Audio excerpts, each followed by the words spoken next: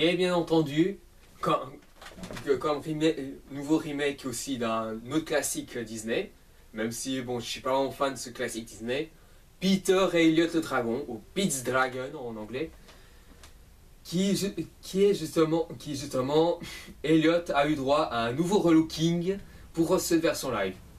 Mais d'un autre côté, j'ai envie de dire, il ne peut pas avoir le même design que dans l'ancienne version, parce que autant dans l'ancienne version il y avait Don Bluth, et parce qu'il n'y avait pas non plus l'époque où on pouvait utiliser du CGI, mais là maintenant, ouais, voilà, on se doute bien que ça va pas être le même design, donc d'un certain point. Après, c'est vrai qu'il ressemble beaucoup à un chat, d'un certain sens. Il me fait parfois penser à, je sais pas, il me fait un peu penser au dragon qu'il y a dans l'Histoire sans fin. Comme quoi, bon, mais bon, voilà. Que dire ce Peter et Elliot le Dragon? Il est il est sympa, mais je trouve quand même que parfois un peu chiant parfois. Enfin, ce que je veux dire, c'est que d'abord la mise en scène. Bon, la mise en scène, bon, c'est pas quelqu'un d'extrêmement connu, même s'il a un bon petit CV. La mise en scène, il met plutôt en valeur le dragon comme il le faut. Et même en termes de mise en scène, c'est plutôt correct. Les acteurs, je joue bien, que ce soit Robert Redford ou même aussi, le petit enfant qui joue Elliot. Ensuite, les effets spéciaux, que ce soit le design de la créature. Après, bien sûr, c'est un design qui faut prendre un peu de temps pour s'y habituer, mais sinon, là, rien, je trouve qu'il colle parfaitement à l'image et également au décor, ce qui est assez bien, ce que je trouve assez bien, et c'est à peu près normal quand tu dois faire une créature de grande hauteur et d'une grande taille aussi. Ensuite l'histoire, bon, comme j'ai dit, bon, j'avais dit que c'était parfois ennuyant des fois, quoi. Bien sûr, il y a des passages où c'est bien quand Elliot est pardon, je confonds. Quand Peter est avec Elliot, et j'ai fait encore la faute que le garçon c'était Elliot. J'ai vraiment peu de souvenirs de ce classique, enfin. Enfin, ce que je voulais dire, c'est qu'il y a des moments comme quand Peter est avec Elliot, ou même aussi un peu la petite course-poursuite finale. Voilà, c'est un très bon truc. Mais les passages chiants, c'est par exemple les moments où quand les personnages se rencontrent et tout ça, qu'il y a beaucoup de discussions, et surtout c'est déjà sur sur la créature imaginaire, tout ça. Enfin, ça m'a un peu ennuyé. Enfin, et pourtant c'est un peu bizarre vu que pourtant il y a voilà, enfin, comme je l'ai dit, il y a beaucoup de choses qui sont bien, mais voilà. Je crois que c'est le gros problème du film. Je crois qu'il est un peu ennuyant parfois. Donc Peter et Elliot le Dragon, c'est un bon petit remake, mais il faut aussi s'attendre à des passages assez chiants. Kill me. I will.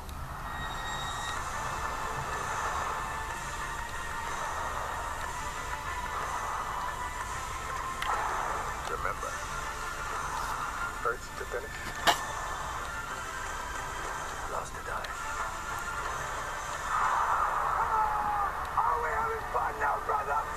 Stand and fight! Stand up now! Eh bien, on peut dire que niveau remake, on ne s'est pas gâté, puisqu'on a eu le remake de Ben-Hur, qui est de 1950, avec le remake de Ben-Hur Charlton Heston, qui est lui aussi un remake d'un autre Ben-Hur dans les années 20, ou dans les années 10, je devrais vérifier, mais c'était dans cette période-là. Donc, cette version réalisée par Timur Bekmambetov, le dernier film qu'il a fait, c'était Abraham Lincoln, chasseur de vampires. C'est quand même marrant de voir ça. Mais bon, après Timur Bekmambetov, bon, il a fait Night Watch et Day Watch, qui sont plutôt corrects. Après, il y a aussi Wanted, qui est parfois con, mais qui est assez divertissant. Pour ce Ben-Hur, alors, autant Timur Bekmambetov a une mise en scène, bon, qui est simple et efficace, de blockbuster. Ça reste quand même un chouïa inutile ce remake. Autant voilà, tu peux changer certains trucs pour le remake, c'est à peu près normal. Après, ce que j'avais l'impression qu'en fait c'est comme si tu prenais le film de Charlton Heston, mais que tu le rendais ultra blockbuster en fait. La version Timothy McMahon, c'est ça. Autant il y a des scènes que j'aime bien, comme par exemple la scène de la course de chars, qui est quand même une scène mythique dans la version de Charlton Heston. Ici, elle est plutôt bien représentée, très, très fluide, un rythme très effréné.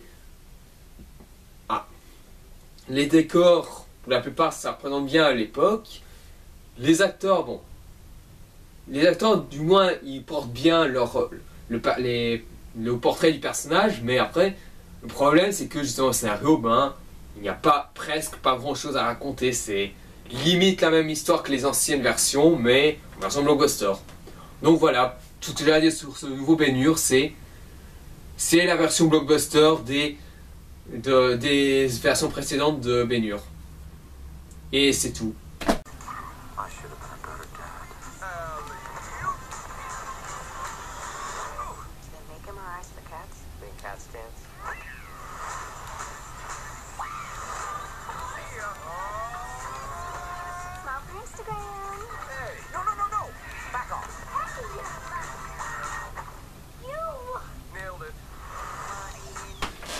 Nine Lives ou en gros Ma vie de chat avec Kevin Spacey dans le rôle et donc réalisé par Barry Sonnenfeld. Un petit film qui n'a pas coûté très cher, mais qui n'a pas non plus été un immense succès non plus. Alors, ce film c'est censé être un film familial, tout ça. Ce que j'ai retenu du film, c'est inoffensif, mais c'est pas non plus génial non plus. Enfin, le principe, voilà, c'est Kevin Spacey dans le corps d'un chat, ok. Mais après, le petit problème, c'est que justement, ils en ont fait une comédie. Bon, ils en ont fait une comédie. Si vous voulez, ça peut être un principe assez simple pour une comédie. D'un côté, oui. Le problème, c'est que les blagues, il y a des moments où c'est souriant, c'est déjà une chose, mais t'as des moments où ça ne rigole pas. Mais parfois, je devrais aussi rajouter un truc, c'est que je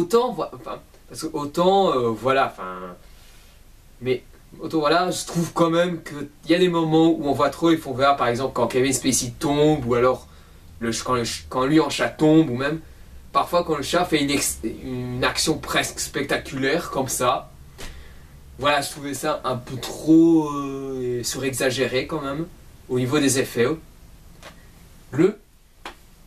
Ensuite, niveau réel, on dirait un réel de film télé. J'ai presque l'impression que c'est plus pour un direct au DVD qu'il aurait dû sortir que vraiment en film pour le cinéma. C'est assez bizarre quand même. Voilà, ce que je veux dire, c'est que c'est vraiment j'ai limite presque du mal à dire un vrai avis sur Nine Lives, puisque voilà, j'ai l'impression en fait que il n'est pas du tout fait pour le cinéma.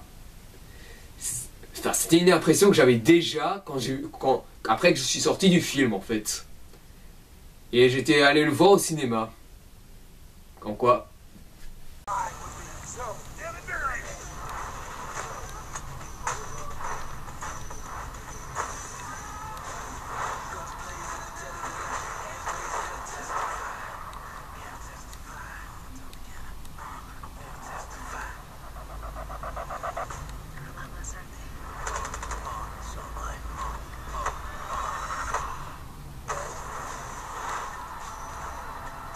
Donc, Mécanique Résurrection, avec de nouveau Jason Statham dans le rôle principal.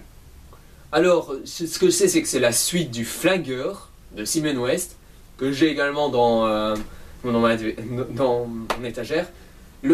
Qui est un petit film. Le film Flingueur, c'était pas non plus un chef-d'œuvre, c'était un petit film d'action qui se laissait regarder, qui n'était pas génial non plus. Enfin, il se laissait juste regarder. Et puis arrive cette suite, qui arrive quand même bien, quelques temps après. Sincèrement, je n'aurais même pas voulu... je n'étais même pas hypé pour ce film. Et même après avoir vu, je pense que ce film n'aurait même pas dû voir le jour en fait. Oui, en fait ce film est totalement inutile.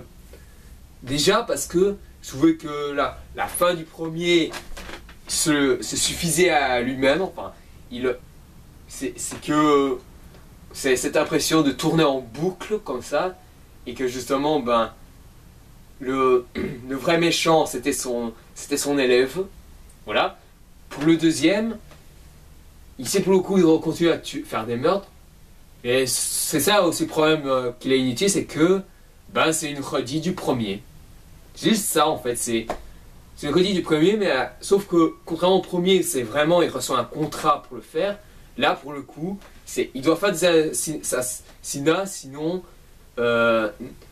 assassinats pour faire des assassinats. Enfin, presque, parce qu'il doit quand même sauver quelqu'un aussi. Mais sinon, bon, pour parler franchement, niveau mise en scène, c'est bon. C'est tout ce qu'il y a de plus classique dans un film d'action comme ça. T'as des moments où c'est efficace, t'as des moments où c'est parfois c'est vite, tellement vite qu'il en devient presque illisible. Pas vraiment, c'est juste des passages vraiment rapides. Les acteurs, ben, Jason Statham, ben, il fait du Jason Statham. Voilà. Quant aux effets spéciaux, là par contre c'est plutôt bien. Après, le scénar, encore une fois, ben, c'est un scénar de film d'action, de tout ce qu'il y a de plus banal. Et aussi une petite redite du premier. Donc voilà. Pour un final de Mécanique Résurrection, c'est totalement inutile. Même par rapport au premier, c'est totalement inutile.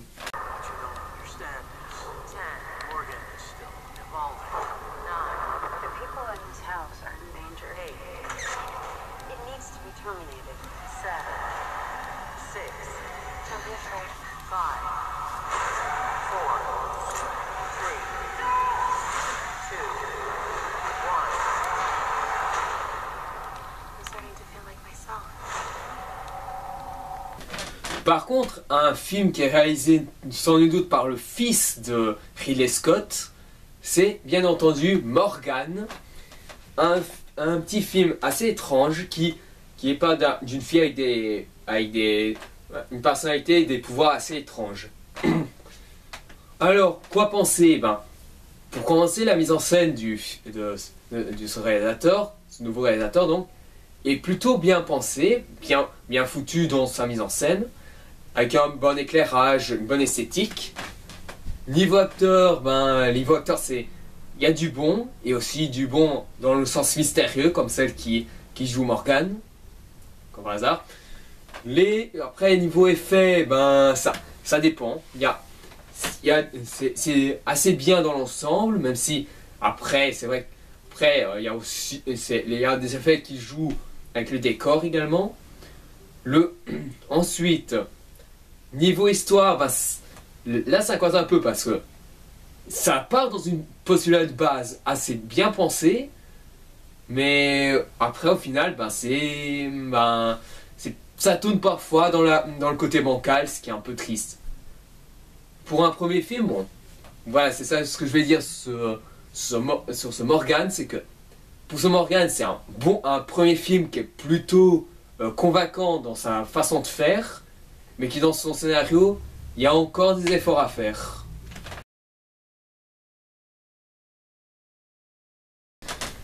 Et bien entendu, je ne peux pas passer à côté du nouveau Clint Eastwood, à savoir Sully, avec Tom Hanks.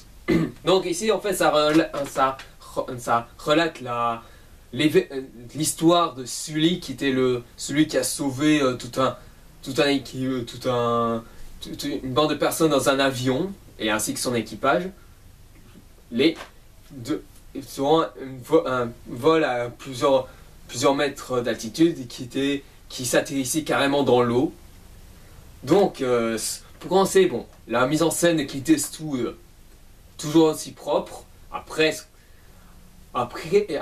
que je peux aussi dire, c'est que j'ai l'impression qu'en fait, il fait moins de trucs de malade en termes de mise en scène que comme il a pu faire dans Mémoire de nos pères, Lettre d'Iwo Jiva ou alors Gran Torino. Puis les acteurs, bon, ils sont tous bons. Et Tom Hanks, il montre qu'il est toujours un acteur dans son acting, malgré qu'il commence à se faire vieux. Et dans un autre film, il se fait vieux aussi. Également, certains effets, c'est principalement quand l'avion atterrit ou tout ça, mais c'est avant tout un drame, pour se le dire. C'est pas un film dramatique avec un peu de catastrophe comme Au-delà. Mais sinon voilà, enfin, l'histoire, c'est l'histoire de Sully tout simplement. Alors, voilà, enfin, Sully, c'est un film qui vaut le coup principalement pour sa mise en scène et aussi principalement parce qu'on a justement envie que Sully s'en sorte avec son équipage, malgré le fait que si on connaît bien l'histoire, c'est pas vraiment une grosse surprise.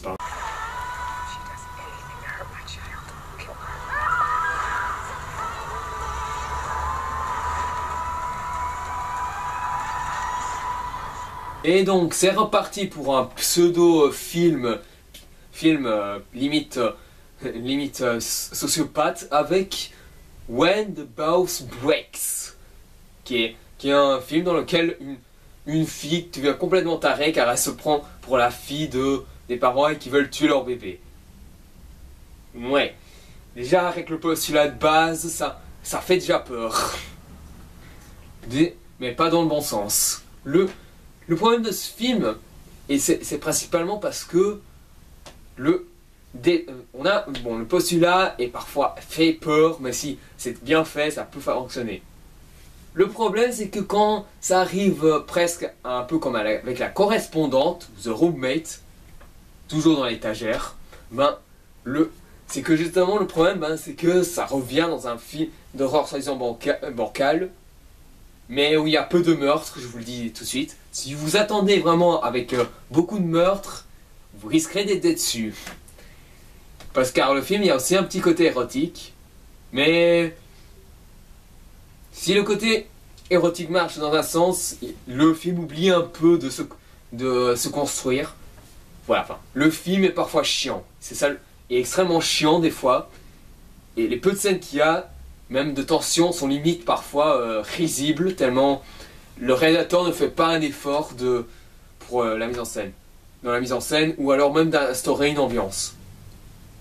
Parlons après des acteurs. Alors les acteurs, j'ai pas vraiment envie de trop leur taper dessus, parce que franchement, avec un postulat pareil, je pense pas qu'il faudrait quelque chose d'extrêmement bien. Même moi, si j'avais je voyais le scénario, je pense...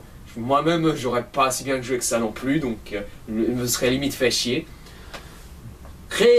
Niveau mise en scène, encore une fois, malgré qu'il y a parfois un petit éclairage comme ça qui fonctionne, il n'y a pas de tension.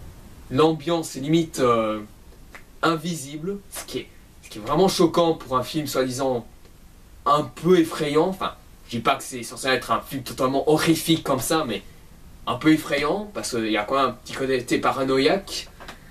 Mais voilà, enfin. Donc, When the Boss Breaks, ça sert à rien de perdre de temps dessus, c'est long, c'est chiant, c'est peu attractif dans le côté paranoïaque et effrayant. Par contre, si vous voulez vous branler pour le côté érotique, vous pouvez. Parce que le côté sexy, il y a. Très sexy.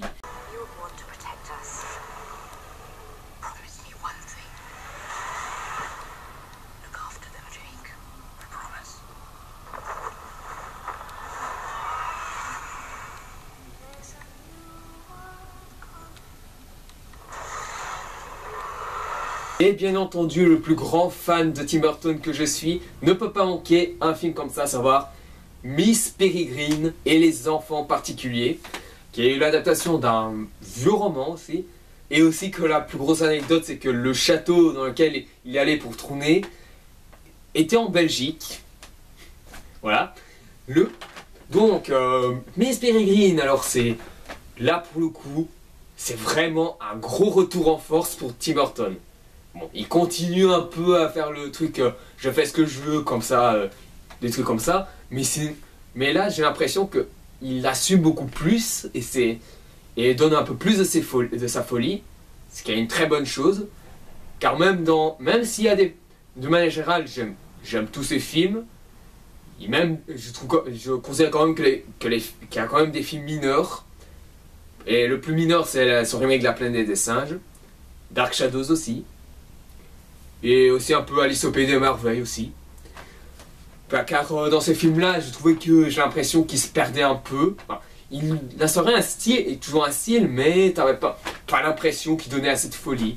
Et là, pour le coup, pour Miss Peregrine, c'est un retour à la folie. Après un petit retour avec Big Eyes, qui est une bonne petite biographie, ben, là, pour le coup, c'est vraiment un retour en force. Bon.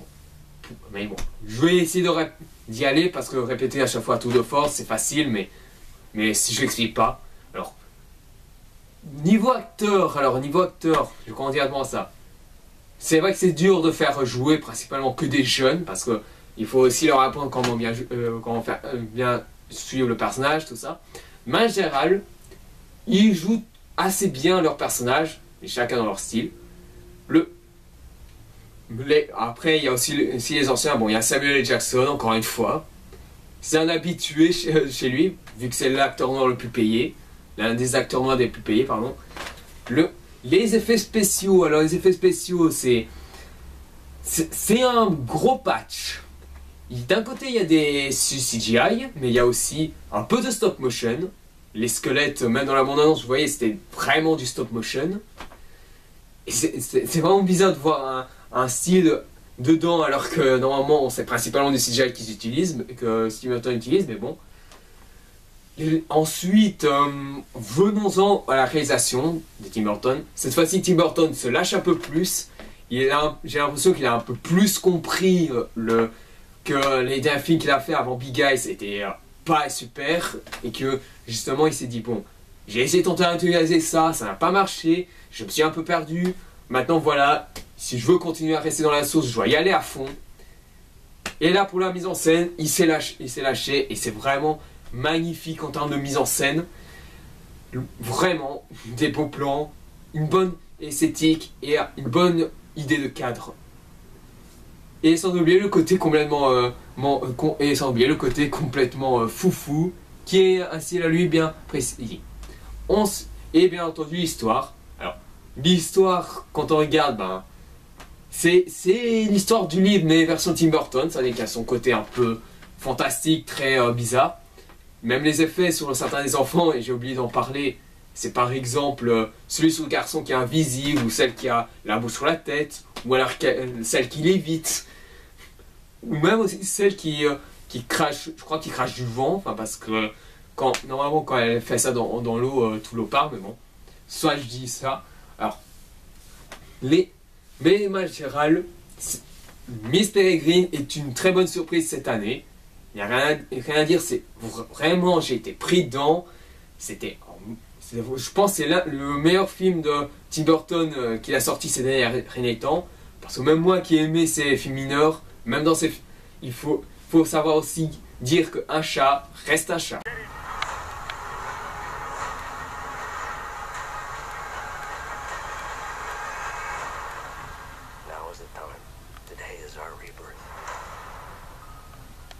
Et bien sûr, on retrouve notre cher vieux Thomas dans le troisième volet de la série des Da Vinci Code, Inferno.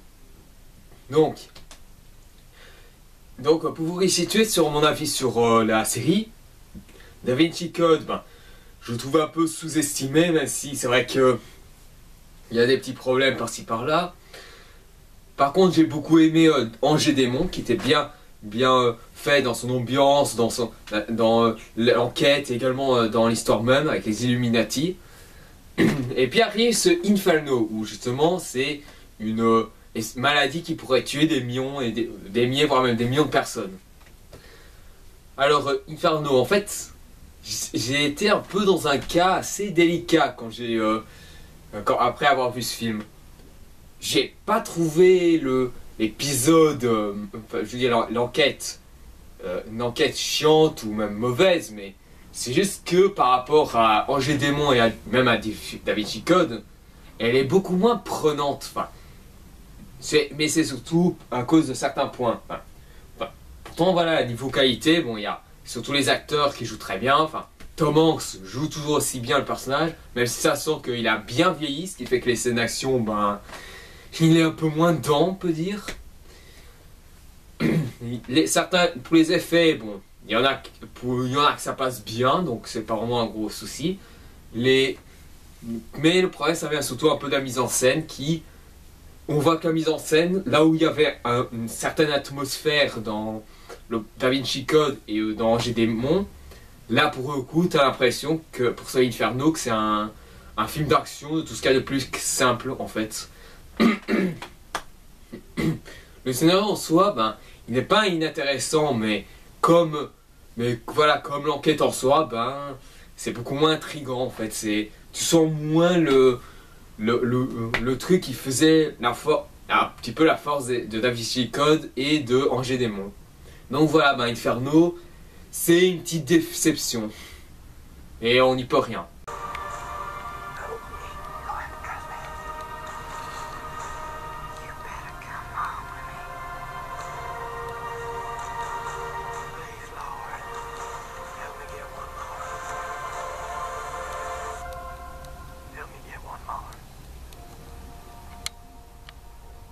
Celui-là, c'est très loin d'être une déception, même très loin. Le Hacksaw Ridge de Mel Gibson, appelé aussi Tu ne tueras point, avec Andrew Garfield dans le rôle. Donc, pour y aller facilement, alors je sais que ça retrace une histoire dans laquelle un jeune homme tout ce qu'il a fait, c'est essayer d'aider ses comparses tombés au combat, comme vraiment vouloir tuer. Quelque part, c'est un côté un petit peu symbolique, même si c'est avant tout un film de guerre, et bien sûr la guerre, c'est toujours aussi horrible. Alors, pour commencer, la réalisation de Mel Gibson, c'est du très bon niveau, il y a rien à dire, c'est toujours assez bien foutu de manière générale. Les effets spéciaux de ce qu'il y a, c'est sûrement des effets pratiques, parce que car je pense que des actions comme ça aussi réalistes, je pense que le CGI ne pourrait pas le faire, on peut dire. Ensuite, les acteurs. Là où je pensais que Andrew Garfield, après Amazing Spider-Man 2, ben, il serait carrément dans la dèche totale. Et ben non. On voit qu'il continue toujours à faire des rôles. Et pas des rôles des plus inintéressants, on peut dire. Et c'est quand même marrant de voir que la grosse différence entre lui et Tobey Maguire en fait. Si Tobey Maguire dans la trilogie de Spider-Man on considère comme la meilleure version live, mais après ça il n'a plus fait grand chose au niveau de film. Et là Andrew Garfield c'est l'acteur le plus inégal selon les fans et par contre c'est lui qui fait le plus de films.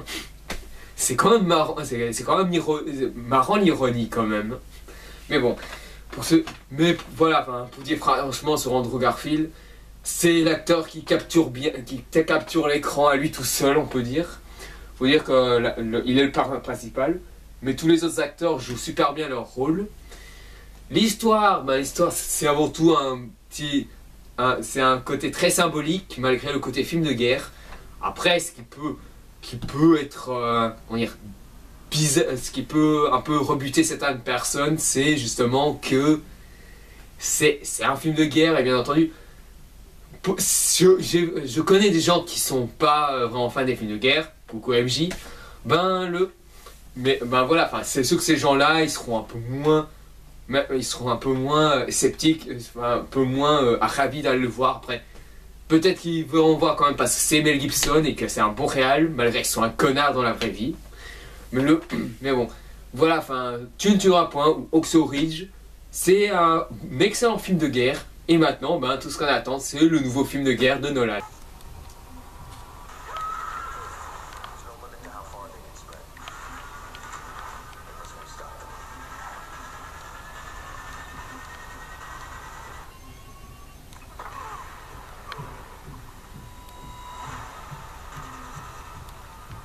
Et allez, cette fois-ci, on va parler d'un film télé, et ce n'est nul d'autre que Spectral, produit par Netflix. On se doute bien, Netflix, on connaît tous Netflix, c'est ceux qui ont des licences Marvel comme Luke Cage, Daredevil, ou les Defenders, Jessica Jones, et que je pense va faire une série Punisher, logique. Ici, pour le coup, c'est un film dans lequel il mélange un peu les films d'invasion extraterrestre avec du Ghostbusters. Alors, je sais que...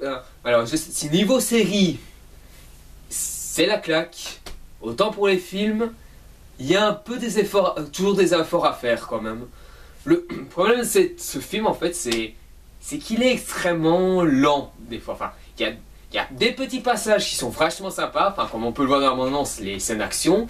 Mais t'as des moments où, quand c'est avec les personnages tout seuls, on essaye de les développer plus ou moins, ben là, par contre, on s'ennuie. Parce que, soit parce que la mise en scène n'est pas extrêmement inspirée, ou soit parce que ils essayent de développer mais c'est mal fait. Mais bon, enfin, pour vous dire franchement, la réalisation, c'est une réalisation qui se la veut avec un côté cinématographique comme l'a fait la plupart des séries. Mais le problème, c'est que ça se rapproche plus d'un film télé malheureusement. Puis les effets, alors là pour le coup les effets spéciaux, il n'y a pas à dire, c'est vraiment beau, surtout pour une production, si on pareil.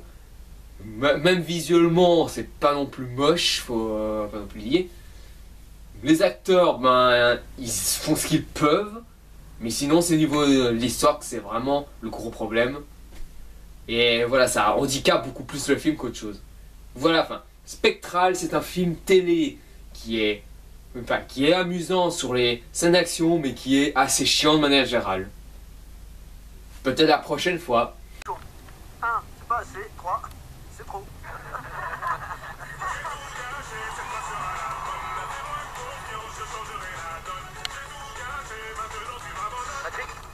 Patrick, il est 18h. Réveillez maintenant. Je crois que tu t'es drogué, Patrick. Et toi, tu bosses. Et maintenant, on retourne au film français qui, on se rappelle, l'année passée, étaient les champions de la médiocrité avec Pourquoi je n'ai pas mangé mon père, Les Profs 2 et Aladdin. Mais cette fois-ci, on peut dire qu'ils ne sont pas les deux mains mortes non plus. Et on va parler avec Camping 3. Camping, alors, pour vous... déjà, pour vous remettre dans le contexte, de ce que je pense de Camping, le premier Camping, ça allait, c'était inoffensif. Le deuxième, à part le fait que les flots bleus soient menacés de disparaître, pour moi c'est limite presque une redite du premier, sauf qu'on le remplace par un nouvel acteur autre que Daniel Auteuil. Et pour ce troisième volet, on fait venir Gérard Jugnot, qui depuis un petit temps, on ne le voit plus beaucoup dans les productions au cinéma de France. Un peu bizarre, un peu dommage, mais bon, les dernières productions qu'il a fait n'étaient pas non plus top, surtout Benoît Brisefer. Alors, Camping 3, alors. Pour en parler franchement, c'est vraiment, mais vraiment, je trouve, à l'image de ce qui se passe en ce moment avec le cinéma français après Aladdin. Ils font maintenant des blagues sur quasiment n'importe quoi. Et pas seulement n'importe quoi dans le sens où ils essayent de faire un côté presque intelligent comme ça, non. C'est des blagues pour le gag, pour être con en fait, c'est ça. Et pourtant, voilà, même le Camping 2 qui était une redite du premier, il y avait aussi il y avait quand même des petits gags qui t'as envie de dire, ouais, ça va, il y a des petits gars comme ça que ça allait, même s'il y a parfois des gars qui me sortent un peu par les trous de nez, mais bon. Ce numéro 3, en fait, c'est dit, en fait, c'est le gros point, bon, déjà Franck Dubosc, bon, je vais pas le taper dessus non plus, je pense qu'il le mérite moins qu'un Kev Adams ou autre, donc voilà. Je trouve quand même que sans lui, les campings n'existeraient pas, ce qui est tout à fait normal. Mais par contre, ce que je peux reprocher, c'est que son humour reste toujours plus ou moins similaire à ce qu'il a fait avant. c'est un peu dommage vu que Franck Dubosc fait rire dans ses sketchs, mais dans le film, il y a un humour assez limité quand même. C'est un peu comme d'autres humoristes quand même. Bon, après, niveau mise en scène, bon, ça reste propre, ce qui est pas mal, ce qui est là pour le coup, c'est plutôt un point positif. Les acteurs, bon, mais en général, il y a des acteurs qui jouent bien. Bon, Franck Dubosc, ben, c'est Franck Dubosc, il n'y a rien à dire. Les autres acteurs, ben, il y en a qui ça passe bien, d'autres que c'est un peu moins, comme les jeunes, mais bon. Mais bon, enfin, voilà, c'est pas non plus, mais après, c'est pas non plus ultra folichon non plus, niveau acteur, on peut dire. Niveau histoire, ben, c'est pas extraordinaire non plus, à part que c'est une histoire avec deux personnes qui sont homosexuelles, mais parce que pour maintenant, les homosexuels sont drôles. Pour je ne sais quelle raison. Voilà. À la limite, soyez au second degré, tout ça. Mais là, nope. Et quand on sait que apparemment avec un certain film d'animation, ils ont du mal avec les Français ont du mal avec du second degré, mais là on y reviendra après. Bon, ça fait un peu bizarre, mais bon. Mais bon voilà, enfin Camping 3 pour moi, je vais juste dire que c'est vraiment pour les fans, les gros fans de camping. Si vous êtes un gros fan de camping, c'est pour vous. Pour moi, bon, j'ai juste aimé que le premier, donc le 2 un peu moins et le 3, je peux facilement m'en passer. Je vais juste dire que je peux m'en passer, c'est tout.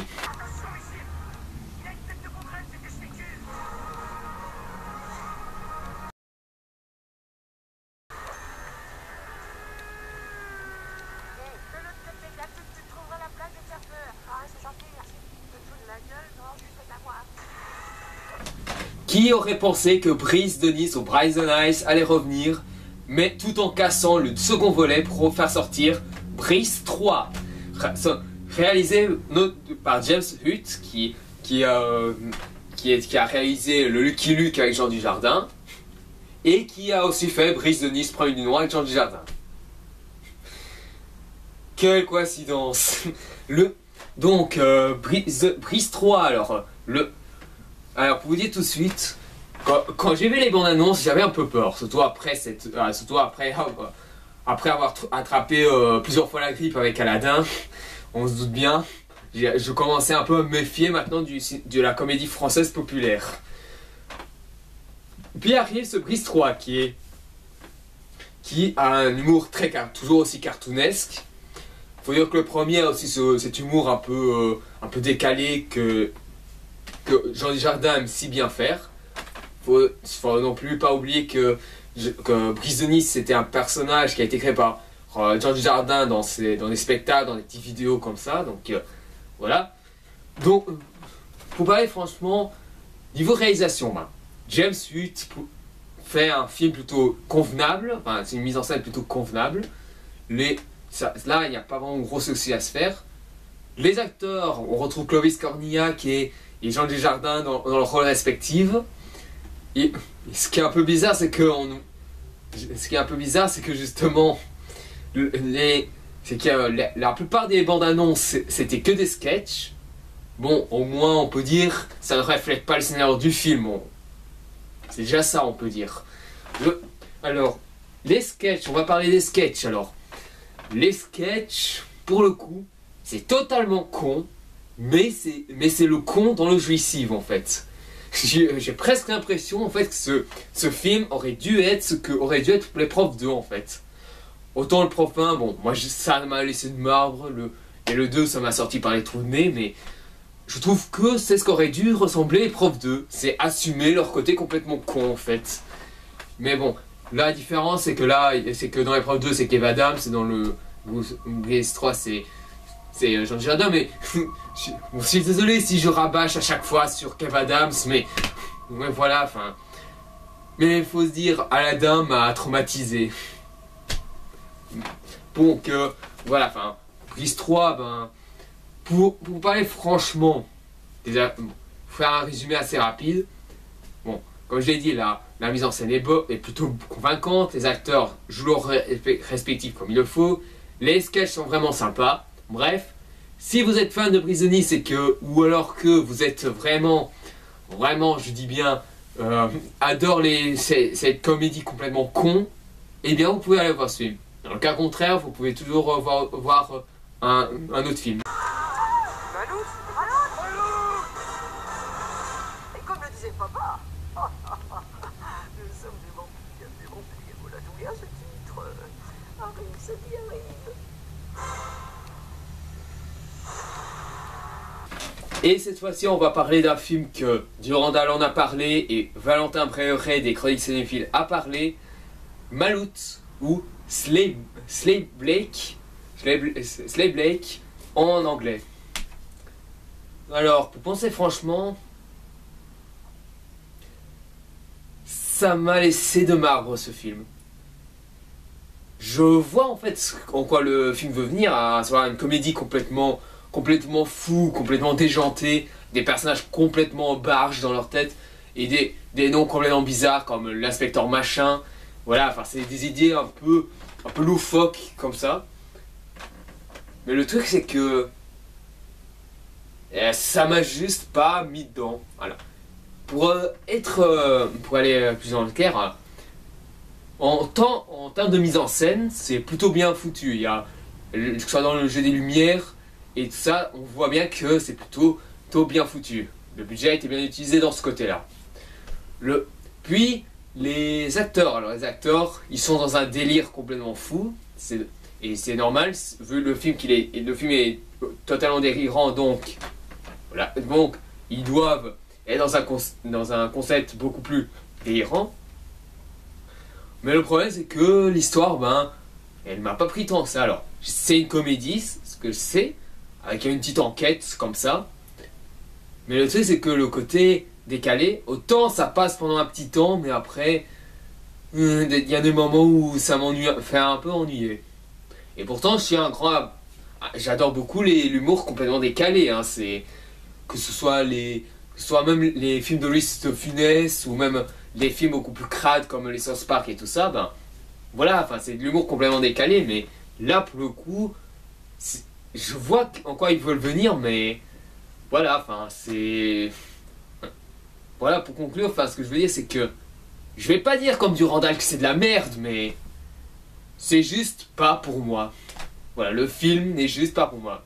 Le fait que ça m'a laissé de marbre, c'est totalement personnel. Pourquoi elle débarque comme ça? Qu'est-ce qu'elle veut? Peut-être simplement apprendre à mieux vous connaître. Vous êtes quand même bien naïf pour un banquier. Il y a un moment donné dans la vie où il n'y a pas d'autre solution que de payer. Oui. Quelque chose à vous demander? Mais voilà, enfin... Radin avec Danny Boone. Alors, Radin en fait c'est... Comment dire, enfin... Je sais que le poster là de base c'est d'un mec qui est devenu presque économe parce qu'il a entendu les voix de sa mère de dire que son père est trop dépensier, tout ça. Et que maintenant il a peur des dépensiers, Mais le truc de cette comédie déjà, c'est que vraiment, mais vraiment, c'est que je comprends pas. C'est juste que je comprends pas. Enfin, bon, pour commencer, la mise en scène, je trouve que ça reste encore correct pour la plupart. Bon, c'est un peu bizarre vu que le metteur en scène, de ce que j'ai lu et entendu, c'est un réalisateur qui est connu pour des films d'action européens, français, et qui avait fait de très bon taf. Là, pour le coup, il va dans la comédie, mais franchement, là, je me demande, en termes de mise en scène, qu'est-ce qu'il a proposé, qu'est-ce qu'il a voulu faire comme proposition dans la mise en scène, parce que dans la mise en scène, c'était bien filmé, mais c'est moins, mais ce n'est pas si inspiré que ça. Il n'y a pas vraiment de cadre vraiment intéressant, il n'y a pas de grand jeu, il y a vraiment très peu de choses. Les acteurs, il y en a que ça passe, mais par contre Danny Boone, c'est du Danny Boone. Voilà, enfin, qu'est-ce que je peux dire d'autre sur lui? Il y a même une actrice que j'ai pas envie d'écouter non plus. Une actrice dans ce film que j'ai pas envie de... En plus, tellement elle joue pas bien. Les sketchs sont pas drôles. Enfin, du moins, je les trouve pas drôles. Et franchement, pour ce réalisateur, je trouve que c'est un petit coup dur pour ce film. Donc voilà, enfin, Radin, c'est c'est mauvais. Très mauvais comme comédie. Je pense même que c'est l'une des pires comédies françaises de cette année. Mais ce n'est sans compter contre celui qui vient. Monsieur Fleu, je viens de parler avec le service technique. Vous avez une chance résiduelle de l'en sortir. C'est-à-dire? Eh ben, aucune, monsieur Cox.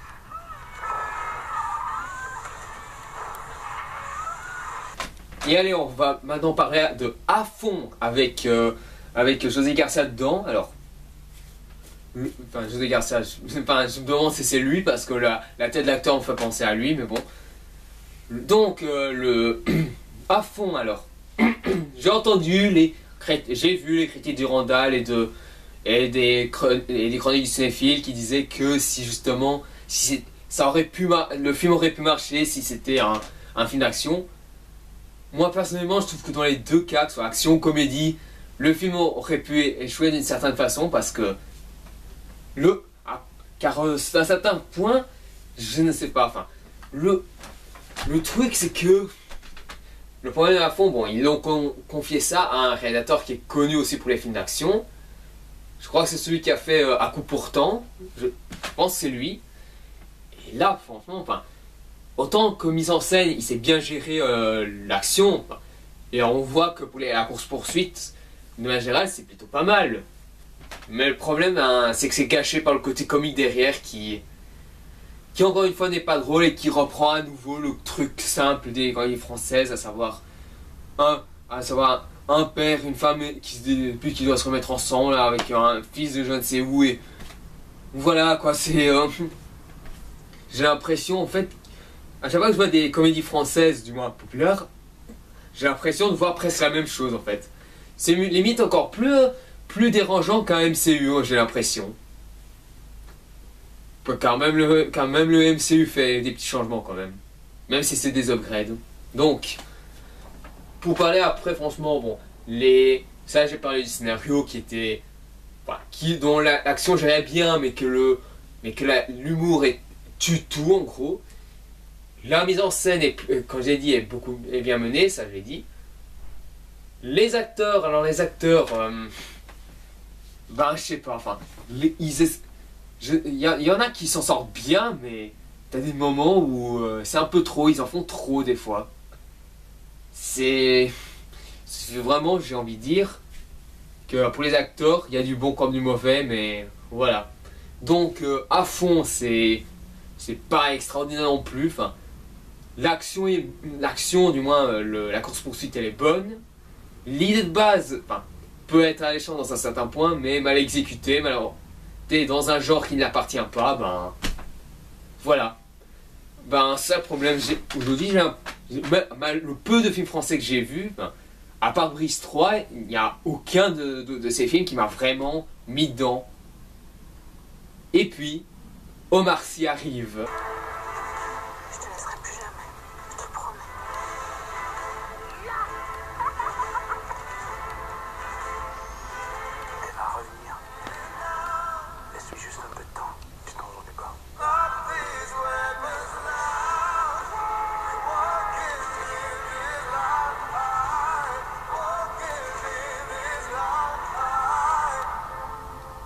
Et c'est là qu'on arrive sûrement à l'un des films qui est devenu l'un de mes films préférés de cette année. Un film français. Et ça, je trouve que c'est un gros exploit. Enfin, surtout par rapport aux autres films que j'ai vus. À part Brice 3 et en partie Maloute. Alors, demain, tout commence avec Omar Sy. Pour commencer sur ce film, sachez que même malgré le fait que ça fait penser à une comédie dramatique, ben c'est plus un drame avec des instants comiques, et bien entendu c'est une comédie, ce drame ben il marche beaucoup bien, beaucoup mieux, très bien, beaucoup mieux même. On peut dire que Omar Sy, enfin, il ne s'est pas vraiment renfermé dans le rôle qu'il avait dans Intouchable, enfin, qui est le film qu'il a fait connaître. Après, il dit aussi que c'est quand même grâce à Jamel qu'il a continué à poursuivre son rêve d'acteur. Ce qui n'est pas faux en soi. Enfin, parce que les deux étaient quand même copains. Enfin, ils le sont toujours aujourd'hui. Et je suis quand même content qu'Omar Sy aujourd'hui, ben, est devenu un acteur vraiment très prolifique, soit en France et même un peu en Amérique. Bon, c'est vrai qu'il a joué il a joué un petit rôle dans Days of Future Past et il a aussi joué un personnage secondaire dans Jurassic World, mais bon, c'est déjà ça. Donc, demain on commence. Bon, pour commencer, bien sûr, la réalisation est vraiment bonne, capte bien l'émotion des personnages, la situation. La mise en scène est vraiment très bonne dans ce côté-là. Ensuite, les acteurs, Omar Sy, c'est surtout lui qui capture l'écran. Il est crédible, il est émouvant, il est même drôle des fois. Mais d'un autre côté, Omar Sy, il est surtout connu pour être un comique. Et je pense que moi-même, je trouve il fait bien le taf dans les vannes qu'il a fait. Aussi, l'intonation qu'il a donnée pour les blagues. Mais après, les autres acteurs aussi, ils font le taf aussi. Enfin, même la petite fille dans laquelle le personnage de Omar Sy est ami, elle joue bien aussi. Enfin, voilà, enfin, on voit qu'Omar Sy, même s'il capture l'écran, les autres acteurs, ils ont quand même fait du bon boulot derrière pour qu'on ne se dise pas qu'il n'y a que Omar Sy qui est vraiment très bon dedans, on peut dire. Ensuite, niveau scénario, quand j'ai dit c'est un drame, un drame avec des instants comiques, et c'est un drame qui marche, qui touche, qui est émouvant, et qui est vraiment prenant aussi. Ça te prend par les tripes, et ça le fait très bien. Donc voilà, demain tout commence, c'est sûrement la comédie, le film français que je vous conseillerais le plus cette année, pour l'année 2016, pardon. Un film vraiment bien fait dans son aspect émotif et aussi dans ses instants comiques. Au revoir. Quel est votre avis ou plutôt non? Quelqu'un a compris? Picheux? Voilà. Disons quelqu'un d'autre surtout?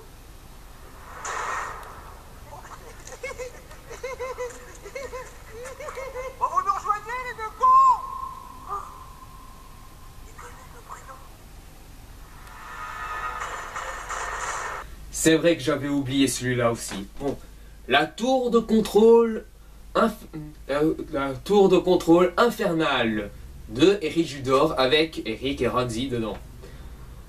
Un film dans lequel la suite sort plusieurs années après justement la tour Montparnasse infernale. Un petit film que j'adorais bien mater, qui était complètement con mais qui se laissait vraiment regarder et qui était drôle par moment. Pour ce deuxième volet, alors déjà j'attendais pas vraiment grand chose de ce deuxième volet. Enfin, déjà moi personnellement, quand une suite d'une comédie, que ce soit française surtout, si elle prend plus de 10 ans à venir, pour moi j'ai un peu du mal à être hypé, si on peut dire. Alors parlons-y alors. Parlons d'abord de la réalisation. La réalisation de Eric Judor, pour le coup, elle est plutôt pas mauvaise que ça. Il a des petites idées de plans qui s'en sort bien. Même Randy Beldia dans son film Hibou, il s'en est pas trop mal sorti niveau mise en scène. Mais après c'est surtout niveau scénar et humour qu'il faut revoir. Mais bon, ensuite mais ce qu'a fait Eric Judor en termes de mise en scène, c'est plutôt pas mal de manière générale. Des bonnes idées de plans et aussi une petite esthétique qui colle bien au film. Ensuite, niveau acteur, ils ont essayé de reproduire le même délire que ça a été dans la tour Montparnasse infernale, ce qui n'est pas une mauvaise chose, mais j'ai l'impression qu'ils ont trop voulu faire que toutes les personnes sont cons dans cet univers. Je sais pas pourquoi. Je veux bien que c'est un univers complètement fou, qui est complètement décalé, ok, mais de là il faut aussi un personnage qui est un peu sérieux, qui est un peu premier degré, qui pourrait être que les chutes des blagues soient plus ou moins drôles. Mais là, quand tous les personnages sont limite cons, moi j'ai du mal à trouver ça limite drôle, c'est limite même parfois consternant. Le méchant. Après niveau sketch, alors les sketchs, c'est, comme je l'ai dit, c'est sketch, bon, pourquoi je dis sketch, putain, j'ai déjà parlé d'humour. Je suis vraiment fatigué. Bon. Alors, l'histoire. Voilà, enfin. L'histoire, ben. C'est en tout une parodie de Die Hard 2. 58 minutes pour vivre. Ce qui est un peu normal. Bon, dans le Die Hard 2, c'était dans un aéroport. Là, c'est aussi dans un aéroport aussi. Là, c'est un peu logique. Après, c'est surtout l'humour qui est dérangeant en fait. Le problème, c'est surtout l'humour, c'est surtout l'utilisation des personnages. Voilà, enfin. Voilà, pour conclure sur la tour de Contrôle Infernal, c'est principalement c'est son humour, c'est l'utilisation des personnages qui handicape vraiment le film, et c'est pour ça que j'ai pas été vraiment dedans pour ce film-là. Dommage, Eric, j'ai envie de dire, tu avais des bonnes idées, tu as vraiment voulu essayer de faire revenir le duo que tu as fait avec Randy, et également de faire revenir un truc qui t'a fait connaître, mais voilà.